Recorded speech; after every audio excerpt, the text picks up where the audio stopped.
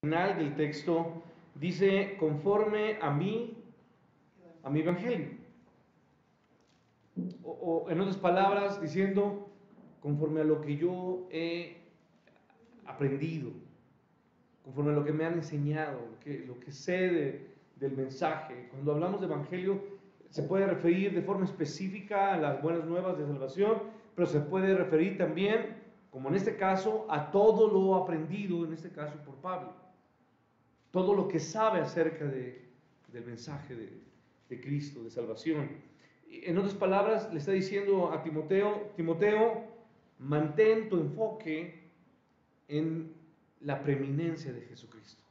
Recuerda que el versículo 8 comienza diciendo a dónde voltear, a dónde ir, a dónde enfocarse. Y dice el versículo 8 que dice, acuérdate de quién, de Jesucristo. El enfoque a donde tiene que ir nuestro corazón y nuestra mente es ¿a quién? A Jesús, a Jesucristo. Mantén el enfoque en la persona de Jesús. Como es anunciado, dice conforme a mi evangelio, es conforme a lo que hemos recibido, conforme al evangelio que ha sido predicado o que yo mismo he predicado. Él es el Dios Jesucristo, Él es el Dios hombre, Él es el Salvador, Él es el Rey.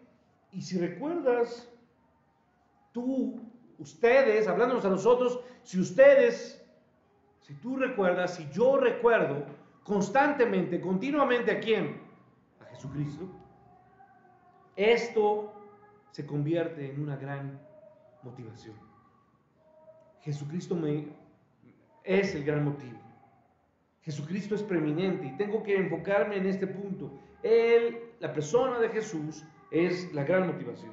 Y yo le daré algunas prácticas en las que puede recibir o percibir mejor, o podemos entender lo que se refiere a la preeminencia de Cristo, que obviamente debe tener un efecto en nuestra vida. Y la primera enfoque o la primera forma práctica de ver a Jesús como preeminente es entendiendo o viendo su camino a la gloria. Y el caminar o el recorrer de Cristo a la gloria fue un camino no fácil, fue un camino ¿de qué? De dolor.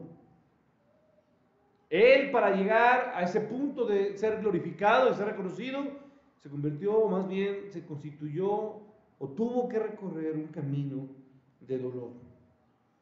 Por eso cuando Pablo le está diciendo a Timoteo, acuérdate de Jesucristo, acuérdate del Señor Jesús, que es Dios, que es el Salvador, que es el Rey, tú tienes o no debes de olvidar que Él fue aquel que sufrió la muerte.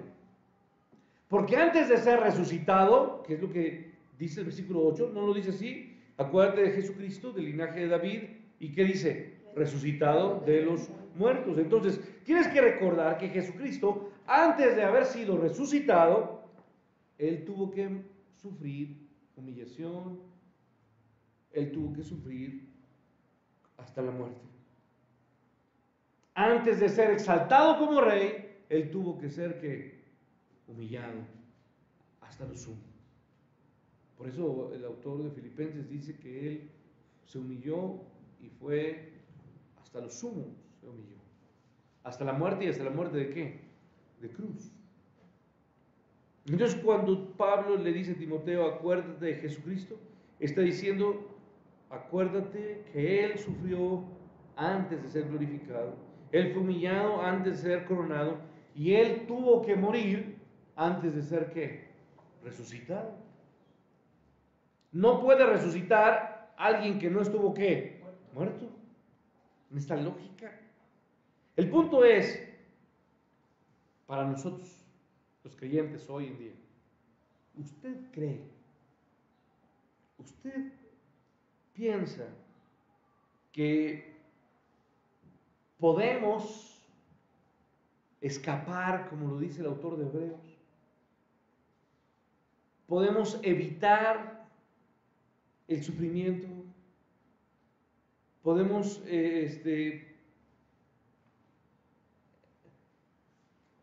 acaso de una forma ilusa escapar de lo que nuestro propio Señor Jesucristo no pudo escapar. Pues esto es ilógico. El Señor Jesucristo, antes de ser glorificado, tuvo que padecer, y Él fue el varón de dolores, experimentado en quebranto. Él fue el que entregó su vida en un sacrificio constante, en dolor. Él fue humillado, Él fue traicionado, Él fue vejado, Él fue insultado. Sobre Él fueron todas las burlas, escarnecido, tratado en burla por todos. Y obviamente nosotros no podíamos escapar de lo que Él no pudo escapar. Si Él, siendo perfecto, y nosotros siendo totalmente imperfectos, ¿cómo es posible que podamos creer que podemos encontrar el camino a la gloria lleno de rosas cuando el Señor Jesucristo, su camino y su recorrer estuvo lleno de sufrimiento y espinas? Entonces, ¿crees tú que puedes ser llevado a la gloria del cielo sin nunca haber conocido el sufrimiento o el dolor? Yo le preguntaría, ¿acaso usted es mejor que Cristo? Si Él tuvo que padecer, ¿cuánto más quién? Nosotros. Él padeció injustamente, ¿cierto o no? Él sufrió injustamente. Pero nosotros, mucho de lo que sufrimos es el precio de nuestros pecados. Entonces, el punto es, acuérdate de Jesucristo, acuérdate de su camino a la gloria, acuérdate de que Él, siendo perfecto, tuvo que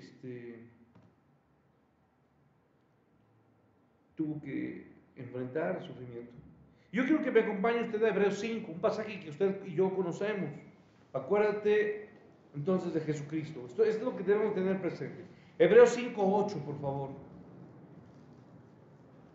Él, entonces, siendo perfecto, tuvo que aprender la obediencia. ¿Y cómo la aprendió? Bueno, Hebreos nos habla acerca de esto. Usted tiene este pasaje.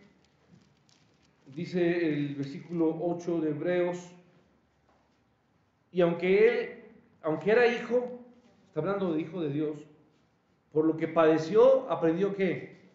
La obediencia.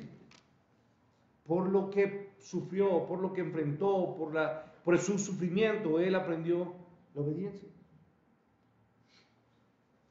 Entonces, yo le preguntaría, ¿espera usted menos?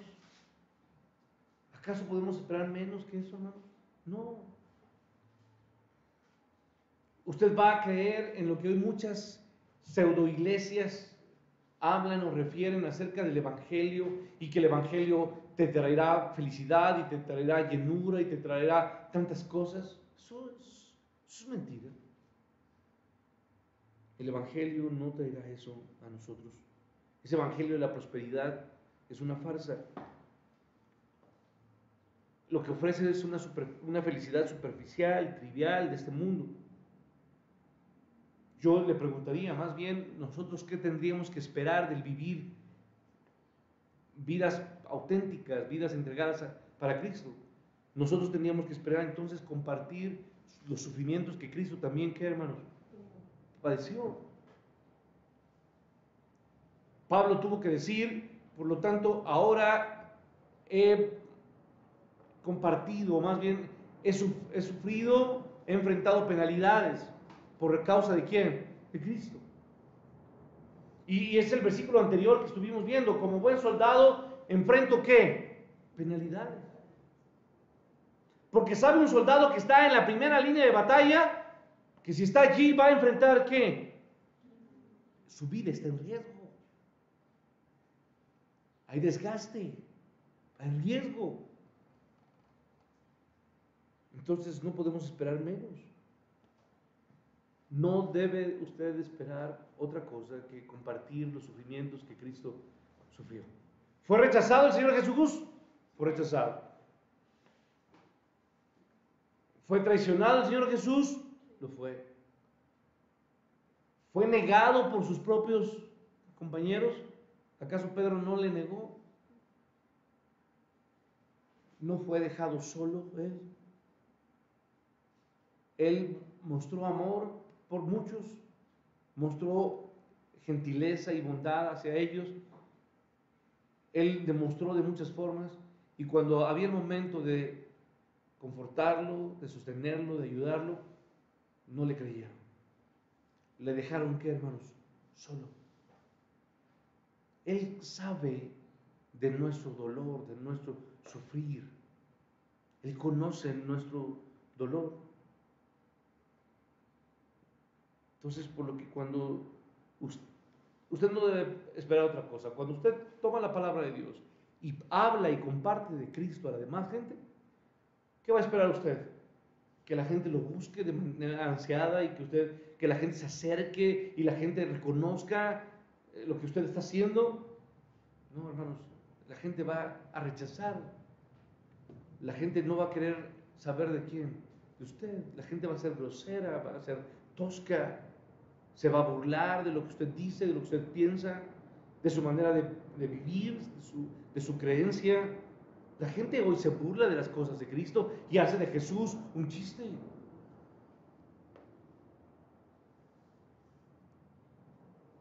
Hoy no están llenas las iglesias, están llenas los estadios, los auditorios, los conciertos, las cosas que divierten, que entretienen. ¿Sí me explico? Que hacen, que traen risa. Es lamentable la cantidad de cosas que transmiten las redes sociales, las aplicaciones, y una persona que hace un chiste, una broma de alguien, que se burla de alguien, se ve no una vez, sino miles de veces y miles de veces, y hacen burla de lo que sucedió. Ya sean niños, ya sean grandes, ya sean viejitos, los chistes corren y se repiten y se reproducen. Entonces, cuando usted hable en el nombre de Cristo y usted confronte con valentía el pecado de la gente a su alrededor, la gente simplemente va a reaccionar negativamente. Si usted habla del verdadero evangelio y llama a aquellos, a la gente, a su familia, a sus amigos, a sus vecinos, a la gente, y le llama a que tiene que tomar una decisión y a que tiene que arrepentirse de qué, hermanos, de su pecado, la gente le va a decir, bueno, ¿y tú qué te metes? ¿A ti qué te importa? Déjame, tú estás loco. O va a decirle, pues yo respeto mucho lo que tú crees, pero pues a mí respeta mi vida. Y yo se lo dije en semanas pasadas, hermanos, no esperemos el respeto de la gente, porque la gente se le ha pasado años y años a través de la historia siendo irrespetuosa con la palabra de Dios. Entonces, hermanos, cuando usted hable el verdadero evangelio y llame a la gente a que se arrepiente de su pecado, el corazón de la gente sin Dios, de la gente sin Cristo, el corazón incrédulo, ¿sabe qué hace, hermano? Se endurece. ¿Y se endurece qué? Más.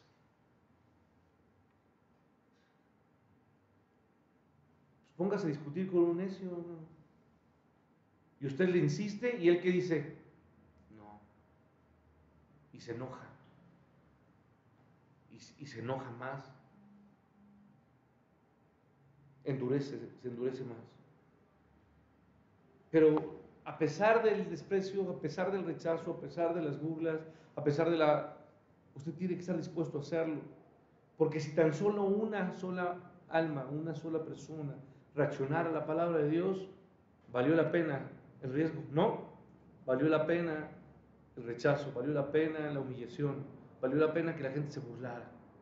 Si usted deja algo de huella en su escuela, en su trabajo, algo pequeño, si la gente logra ver en usted algo de Cristo, eso basta. Entonces usted dice, es posible que pueda, pastor, pues sí, sufrir un poco. Pues sí, voy a aguantarme algunas actitudes o algunas formas de que la gente hable de mí o se burle, porque pues entiendo lo que usted me está diciendo y no debo evitar o pretender evitar lo que Cristo no pudo evitar. Cristo pudo evitar la cruz. Le pidió a su Padre que quitara de él ese vaso, ¿cierto o no? Esa copa amarga. Y sin embargo, ¿pudo hacerlo? Le pidió al Señor, a su Padre, le dijo, si pudieras quitar de mí esa copa, pero no se haga mi voluntad. Y Dios simplemente no se lo quitó. Entonces hay cosas que usted tiene que enfrentar en su vida.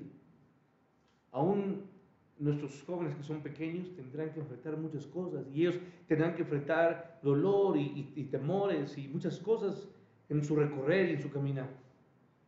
Y es por eso que necesitan a Cristo. Entonces, usted debe de entender esto. Usted debe de saber que usted no tiene, como hoy la gente presume, y lo decía por la mañana, no tiene derechos, aunque la gente los reclame. No pensar que tenemos algunos derechos. El Señor tenía, nuestro Señor Jesús en ese momento, ¿tenía derechos, hermanos, o no? El juicio previo a su muerte fue un juicio totalmente fuera de ¿qué, hermanos? Del Estado de Derecho. ¿A qué hora se hizo el juicio del Señor Jesús para declararlo culpable? ¿A qué hora se hizo? En la madrugada, ¿no? En cualquier país, los juicios se realizan en horas, ¿qué? Laborables, ¿no? Imagínense qué juez está juzgando a un culpable a las 3 de la mañana y junto con sus amigos nada más. Eso va fuera de todo orden jurídico. El Señor Jesús tenía sus derechos y yo le digo, ¿los reclamó? No los reclamó. Entonces, ¿usted de qué se queja? Si es tratado y es maltratado y es rechazado y la gente le ofende y la gente se burla, no se preocupe. Eso es lo que esperamos. El rechazo de la gente, la burla de la gente. Y la gente que diga, ¿y tú qué haces los domingos? Y cuando usted le diga, pues yo voy a la iglesia. Si vas a la iglesia, pues ni que fueras viejita, ¿no? O soltera, o no sé qué. Serás monje, ¿no? Porque la gente se burla. La gente no entiende que estamos necesitados y sedientos de la palabra de Dios y que necesitamos escuchar su voz para vivir, porque es su voz la que nos sostiene, es su palabra la que nos guía. Entonces, el acordarse de Jesucristo nos invita a recordar lo que Él sufrió antes de ser, ¿qué, hermanos? Glorificado. Antes de que el Señor Jesús fuera amado, Él tuvo que ser odiado, ¿cierto o no? Él fue odiado antes de ser amado. Él murió antes de hoy estar a la diestra de Dios, ¿qué? De Dios Padre. Él fue humillado antes de que hoy, porque hoy es exaltado y será exaltado eternamente. Entonces, el primer punto es la primera forma práctica de entender la preeminencia de Jesucristo. Preeminencia es Él ante todo en nuestra vida. La palabra de Pablo es acuérdate de quién, de Jesucristo. Acuérdate de Jesucristo. Y tenemos la primera forma práctica es acordarnos del camino que Él tuvo que recorrer. Un camino previo a la gloria fue un camino lleno de dolor y sufrimiento. Esta vida no es fácil. Esta vida está llena de mucho dolor y sufrimiento. Si queremos vivir vidas santas. Porque fácil es pecar, ¿no? ¿A alguien le cuesta mentir? Muchos dicen, es que nos cuesta mentir. No, pero se le da facilito, por favor. No le cuesta. Si lo chismoso y lo mentiroso a nadie nos cuesta. Lo metiche, ¿sí? Rápido somos metiches para todas las cosas. Y para estar contando a otros de otras personas, para estar hablando mal de la gente, y para decir, mira, qué gordo se ve, y mira, Para eso somos buenísimos, para burlarnos de la gente. El mexicano es experto para hacer burla de los otros. Somos buenos para la sátira y la comedia. Entonces la primera forma práctica es recordar el camino de nuestro Señor Jesús. Un camino de dolor previo a un camino que lo llevó a la gloria. La segunda forma práctica, y con esto voy a terminar, es Él es el más grande ejemplo. Jesús es el más grande ejemplo para enfrentar el sufrimiento. ¿Y por qué digo esto? Pablo le dice a Timoteo, cuando enfrentes la dificultad, cuando enfrentes o seas confrontado por aquellas personas que no aman a Cristo y vivas apartado del pecado, o quieres vivir apartado del pecado en una sociedad que vive amando ¿qué? El pecado. La gente vive hoy amando, abrazando, adorando el pecado, ¿cierto o no? Y nosotros remamos contra ¿qué? Contra corriente. Todo el mundo va para allá y usted y yo somos los únicos tontos que caminamos para allá, ¿cierto? Lo hacemos. Esa vida es difícil, remar contra corriente. Querer vivir apartado del pecado cuando todo a nuestro alrededor está infestado de ¿qué, hermanos? De pecado. A donde quiera que usted voltee, hay asuntos de idolatría, de pecado, de avaricia, de sexualidad. Y cuando usted entonces pretende vivir una vida santa, apartada en los pies de Cristo, bajo la voluntad de Dios, y usted comienza a hablar con valentía del mensaje de la verdad de Cristo, y usted quiere seguir el patrón de Jesucristo. ¿Y cuál es el patrón? Por favor, acompáñenme a la primera carta de Pedro, capítulo 2. El patrón de nuestra vida. El patrón es la forma en la que tenemos que vivir. Por favor, compartan y subrayen este pasaje en su Biblia, 21 de la primera carta de Pedro, en el capítulo 2, verso 21, por favor, lo leemos todos juntos. Dice la palabra de Dios, porque para esto habéis sido ¿qué? Llamados, porque así como Cristo sufrió por vosotros, dejándonos ejemplo para que sigáis, ¿qué, hermanos? Sus pisadas. Repito, para esto fuimos llamados. ¿Para qué fuimos llamados, hermanos? Porque así como Cristo, ¿qué? Sufrió o padeció, dejándonos ejemplo para que sigamos, ¿qué, hermanos? Sus pisadas. Verso 20, por favor. Pues, ¿qué gloria es si pecando sois, ¿qué, hermanos?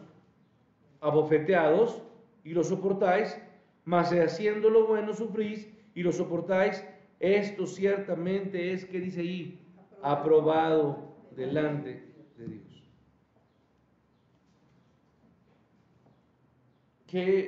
La pregunta es, ¿qué gloria es si pecando sois abofeteados y lo soportáis? A ver, hermano, si usted hace algo malo, tiene que pagar el costo de su pecado, ¿cierto o no? Si usted se pasa el alto flagrantemente y conscientemente y usted no se dio cuenta que había una patrulla de adelante y se para, ¿qué le va a decir? No, yo no me pasé el alto, pues ¿cómo que no? Va a tener que ¿qué? Que pagar. Dice, si ustedes pecando sois abofeteados, lo soportan. Pero dice, más si haciendo lo bueno sufrís y lo soportáis, esto ciertamente es que aprobado, agradable. El sufrir por cometer un pecado, hermanos, pues ahí ¿qué? Se lo aguanta, ¿me explico? Como dijo aquel, pues la maté, pues lo pago, ¿verdad? Pues ni modo, 5 años, 10 años, 15 años de prisión, lo robé, lo tuve que hacer, lo tengo que pagar. Pero dice, si haciendo lo bueno soportáis, entonces sí. Jesús actuó y toda su vida fue sin qué, hermanos, sin pecado. Y al que no conoció pecado, Dios lo hizo ¿qué? Pecado. Si usted está dispuesto a hacer lo bueno y por hacer lo bueno está dispuesto no solamente a qué, hermanos, a sufrir, entonces en esto se agrada a quién, hermanos, nuestro Señor. Usted tiene que estar dispuesto a hacer lo bueno a gente que, hermanos, a gente mala. Ay, ay, ay, eso ya no le gustó, ¿verdad? A usted le gusta darle besos a sus hijos. A usted le gusta trabajar por sus hijos. A usted le gusta comprarle cosas a sus hijos, a su familia, a la gente que usted quiere, a quedar bien con quien usted ama o a quien usted ama o procura. Pero ¿qué pasa si usted tiene que hacer lo bueno a gente que no ha sido buena con quién, hermanos? Aquí dice la Escritura, pues, mas si haciendo lo bueno que hacen, sufrís y lo soportáis, esto ciertamente es aprobado, es agradable delante de Dios. Estemos dispuestos, hermanos, a hacer lo bueno. Y como dice, sin mirar a quién, ¿verdad? ¿No dice? Haga lo bueno. Haga lo bueno porque Dios es bueno todo el tiempo, ¿no? Y Dios hace salir el sol ¿para quién? Para justos y para pecadores. Usted haga lo bueno y esfuércese por hacer lo bueno. ¿A quién, hermanos? A todos. A toda persona, a su prójimo. Amarás a quién, hermanos? A tu prójimo. Haga lo bueno y sufra por hacerlo. Porque, hermanos, la gente siempre es agradecida, hermanos, con uno. No, no es agradecida. Y es más, a mucha gente yo estoy seguro que usted ha ayudado y que usted ayudó y que usted le apoyó. Esa gente siempre termina siendo agradecida con uno. Muchas veces no. Pero usted hágalo, hermano, esperando solamente que su corazón sea tocado ¿por quién? Por Cristo.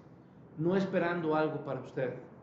No esperando que la gente nos reconozca, nos aplauda, nos monte una estatua de reconocimiento. Si dices, pero más si haciendo lo bueno sufrís y lo soportáis, esto es ciertamente aprobado. Y termino, hermanos, entonces el entender que debemos sufrir por causa de la justicia significa seguir las pisadas de quién, hermanos. Para esto hemos sido llamados, regreso al 21, porque para esto hemos sido llamados, porque así como Cristo sufrió por vosotros, dejándonos ejemplo para que sigamos, ¿qué, hermanos? Sus pisadas. Y el versículo 22, ¿qué dice? El cual no hizo, ¿qué, hermanos? No hizo pecado, ni se halló, ¿qué, hermanos? Engaño, ¿en dónde? En su boca. Verso 23, y cuando le maldecían, ¿qué dice? No respondía con maldición, y cuando padecía, ¿qué? No amenazaba, sino encomendaba la causa. ¿A quién, hermanos? Al que juzga justamente. En otras palabras, lo que quiero decir y terminar, sigamos el ejemplo de quién, hermanos, de Jesús. Sigamos sus pisadas.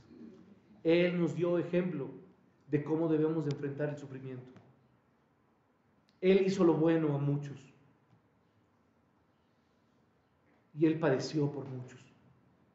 Y cuando esos muchos se juntaron contra Él, hermanos, y gritaron y gritaron y no se cansaron de gritar que crucifícale. Él, el único grito que hizo a gran voz, dice que a gran voz exclamó y dijo, Padre, ¿qué? Perdónanos. Ese es el ejemplo de Cristo. Y dice de manera tiernamente, el cual no hizo pecado, ni hubo engaño en su boca, y cuando le maldecían, ¿qué hacía? No respondía con maldición.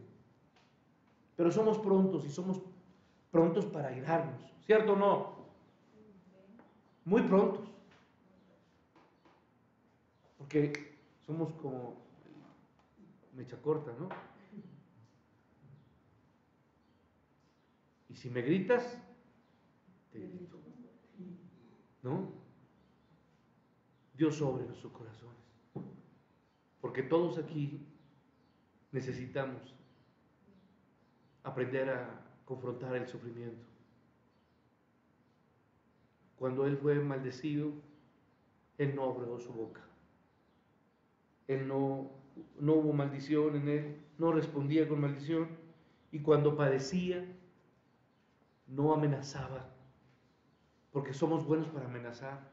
Y no sabes con quién te metiste. Ahora sí, Calimán, no sé con quién se siente usted. Él no amenazaba, sino que, ¿qué, hermanos? Eso sí, encomendaba su causa al que juzga, ¿qué, hermanos? Justamente. Lo que usted sí puede decir, hermanos, en voz callada es, ok, tú me lastimas y lo único que hago es decirle a Dios, actúa tú en tu tiempo, justamente, con las personas que me han lastimado. Porque Dios sabe tratar también y sabe cuidar de sus hijos, ¿sí o no, hermanos? Sí. Sabe cuidar. Y mucha gente que ha lastimado o nos ha ofendido o ha pretendido nuestro mal o el de los nuestros, hermanos, Dios a su hora y en su momento juzga justamente. Cuando usted se siente herido, cuando usted se siente lastimado, encomiende su causa al que juzga, ¿qué, hermanos? Justamente. La venganza no es de usted, la venganza es de quién? Del Señor. No está mal que usted diga, Señor, actúa tú con ellos. Y si tú quieres mostrar compasión con ellos y misericordia, muéstrala para que se arrepientan y vean tu bondad. Pero si no, ay de ti, Corazín, ay de ti, porque Dios no va a dejar por inocente nunca a quien, hermanos, al culpable. Y la promesa es muy clara para el pueblo de Dios, completa. En Génesis, capítulo 11, se le dijo a aquel hombre, el padre de la fe. ¿Quién es el padre de la fe? Abraham. ¿Y qué se le prometió? En ti serán benditas, ¿qué? Todas las naciones. Y los que te bendigan serán, ¿qué? Bendecidos. Pero los que te maldigan serán, ¿qué? Maldecidos. Hermano, tenga cuidado. La gente quizá no lo sabe, pero cuando se meten con un hijo de Dios, no saben con quién se están, ¿qué? Metiendo. Usted no tiene que decir nada. Usted solamente encomiende y dígale, Señor, tú obra en justicia. Señor, gracias te doy por este tiempo. Gracias te doy por tu palabra y por tu promesa. Gracias porque podemos confiar en que tú juzgas justamente. Enséñanos a recordar a Jesucristo y recordar su camino de sufrimiento previo a la gloria. Y ayúdanos también a recordar que Él es el que entiende perfectamente nuestros sufrimientos, porque Él es el ejemplo más grande, el mejor ejemplo para confrontar el sufrimiento. Tú padeciste, Señor, tú fuiste maldecido, tú fuiste humillado, y tú, Padre, no respondiste con maldición, tú calladamente, Padre, soportaste en silencio y encomendaste tu causa al que juzga justamente. Ayúdanos a seguirte, Padre, tú eres nuestro ejemplo.